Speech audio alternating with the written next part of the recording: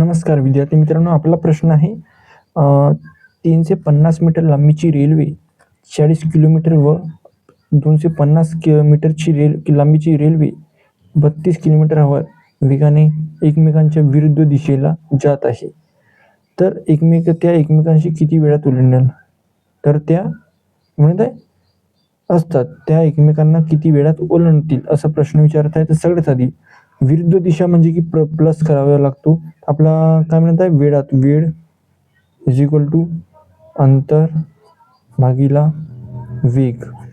तर आपला वेग किती आहे, अंतर किती आहे, वेग मतलब की म्हणजे की विरुद्ध दिशेला तर आपल्याला वेग प्लस करावा लागेल. 350 प्लस 250 आणि वेग सुद्धा आपल्याला प्लस करावा लागेल.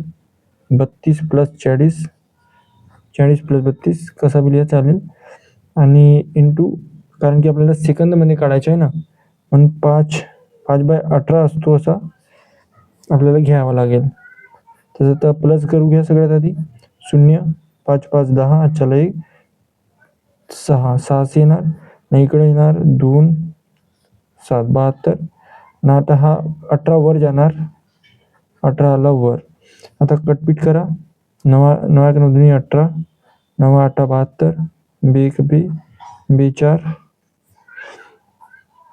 5 12, 120 आला.